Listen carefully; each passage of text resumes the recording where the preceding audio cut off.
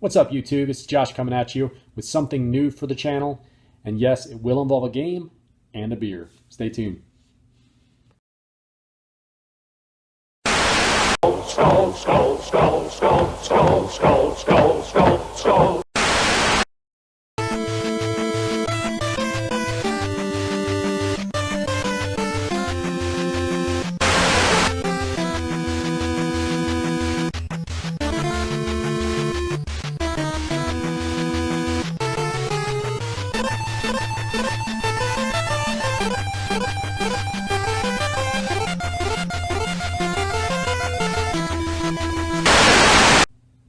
So welcome to Homebrew. In this new series on the channel, I'm going to be doing some reviews of games. But I thought to make it a little different, instead of doing a lot of the mainstream stuff that you see, you probably see a billion different reviews for a lot of the games that have just come out that are new. You also see a bunch of different videos for hidden gems and stuff. I'm not going to say that any of these games aren't going to be new, and I'm not going to say that any of these games aren't going to be hidden gems. The difference of this is going to be, I'm going to just be picking titles. Some will be new, some will be old, some will be indie, some will be major studios. But I'm just going to pick games that just seem like they really aren't on my radar. So maybe they won't be on your radar too. So hopefully what I'll achieve from doing these reviews for these games is I will bring some new games out that you guys may never have heard of and go, wow, that's a pretty cool game. I should check it out. Or maybe you'll go, wow, that game sucks ass. I'll remember to not even bother looking at that one if it comes my way. So hopefully this will be helpful to you guys.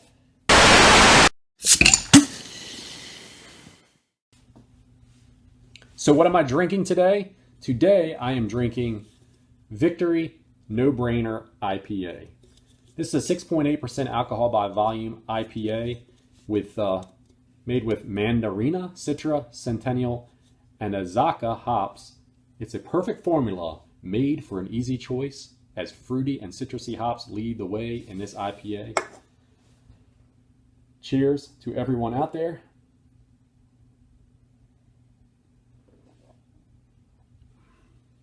It's very good. It's made by Victory Brewing Company out of Downington, Pennsylvania. If you guys get a chance, check them out. Victory No Brainer IPA.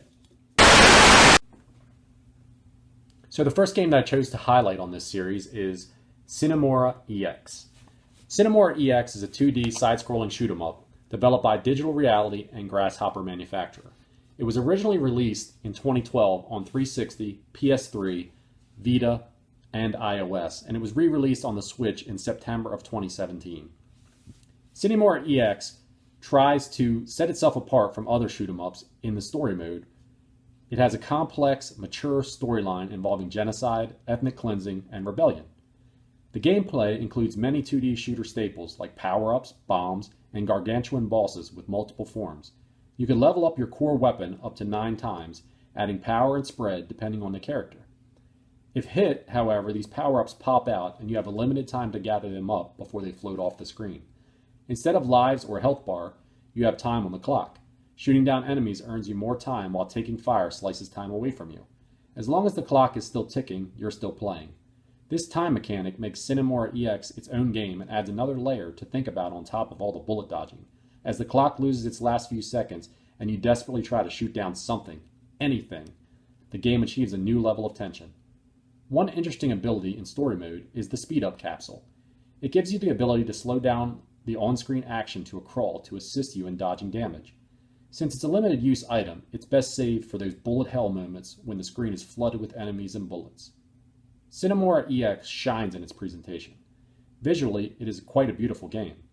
Although the game is played in 2D, the added depth of the environments and the diversity of the levels gives it its own unique 2.5D feel. This really stands out in the boss designs, ranging from giant mechs, armored super trains, all the way to squid-like boss reminiscent of the Sentinels from the Matrix movies.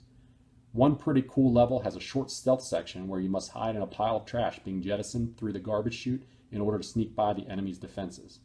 I lost a couple of lives because my dumbass didn't figure that out right away. Players can choose between 6 different modes: story mode, arcade, score attack, boss training, challenge, and versus. In arcade mode, Your choice is limited to the ships and pilots you can choose based upon how far you have progressed in story mode and unlocked new options. Arcade mode defaults to higher difficulty and has less continues, making this the ideal mode for skilled players looking for a bigger challenge.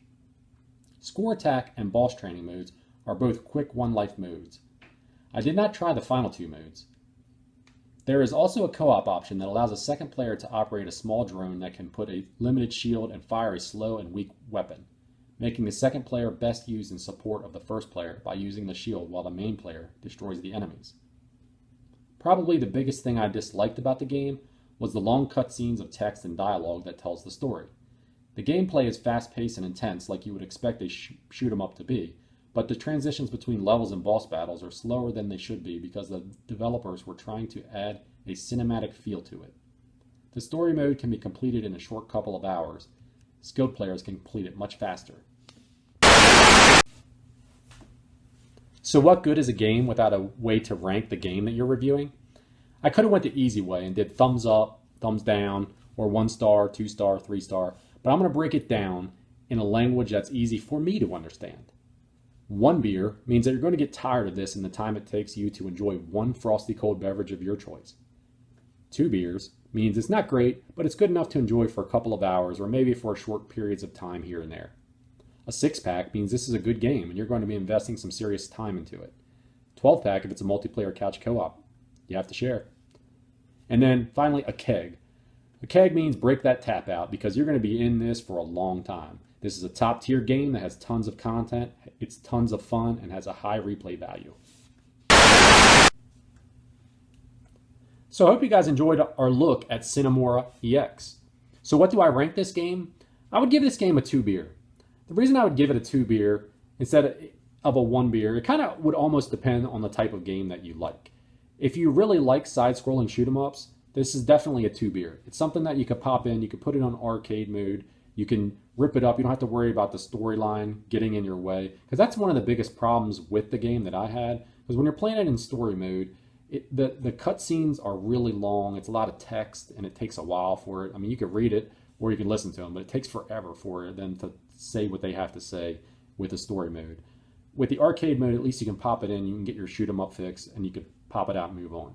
This isn't a game that you're going to spend a ton of time in. As I said before, you can finish the story mode in a matter of an hour or two, probably, depending on how skilled you are with these types of games. It is good for someone who likes this kind of game, though, to pop it in, and you could get your quick fix of it. But in the world that we live in now, there are so many games out there for all of us to enjoy, and there's so many good games out there. You know, you're not going to spend a ton of time on this. This would be worth picking up if you can pick it up for probably, I would say, under $10. I wouldn't spend any more than that on this game. I know you're probably not going to find these kind of games, Switch games, yet at the Goodwills and stuff like that. But if you find it on the cheap, you know, at GameStop or discounted at Walmart or somewhere else, you know, and it's under $10, it's worth picking up. And remember, victory, no-brainer, IPA. It is delicious. I hope you guys enjoyed my review. As I do these, I'm sure that I will get a little bit better at them. But, you know, if you feel like you have to blast me in the comments, go ahead and do that. But at least comment, because I love talking to you guys. This is my favorite part of YouTube. So please drop a like, a subscribe, a dislike, but definitely throw me some comments down. I'll see you guys next time. Cheers.